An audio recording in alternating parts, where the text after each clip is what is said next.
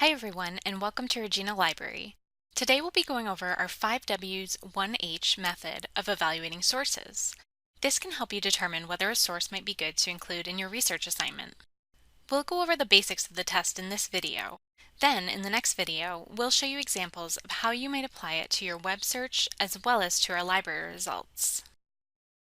You may be familiar with the 5Ws and 1H from other uses in the past. That's a good thing. We want it to be easy to remember so you don't have to refer back every time.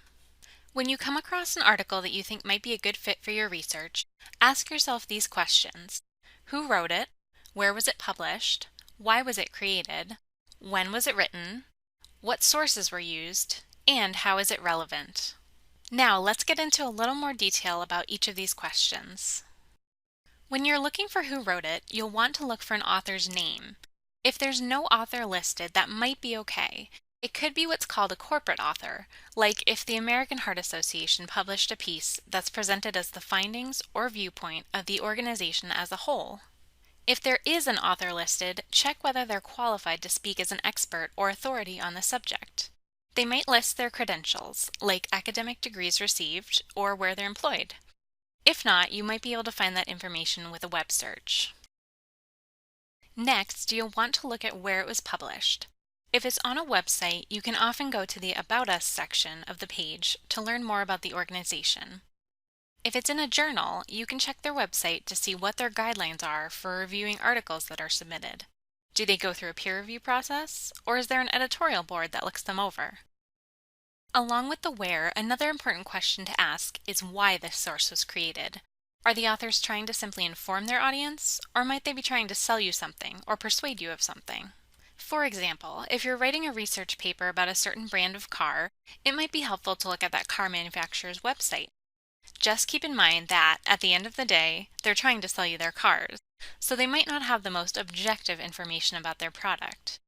That's not to say you shouldn't use their website, just that acknowledging that bias as you're writing and supplementing it with other sources might be good steps to take.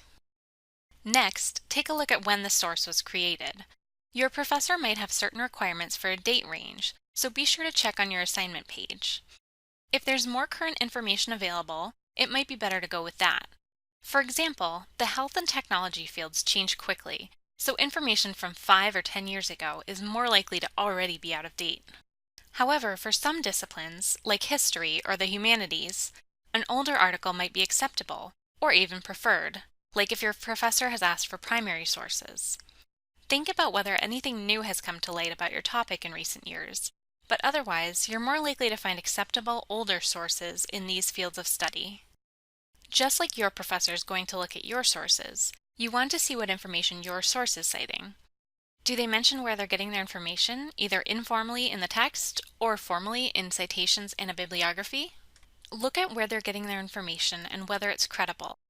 If they're spending more time summarizing someone else's research instead of presenting their own original work, it might be more worthwhile to track down those original findings instead.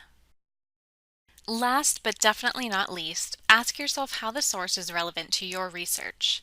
You can look for clues in the description, or use the Ctrl+F keyboard shortcut to see how many times your topic actually comes up in the source, and where.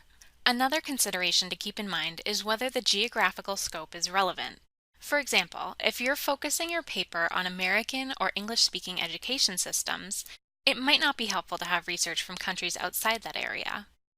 On the other hand, sometimes it's useful to compare how the same issue is handled across different countries, so consider whether that might be helpful for your topic. Ultimately, you want the source to be something you're going to use in your paper, not just pop into your Works Cited page and forget about. Make sure that it's going to help you in discussing or arguing your topic, and that it's appropriate for college-level research. Thanks for watching our video about the 5Ws and 1H. Check out the next video to see it applied to different search results.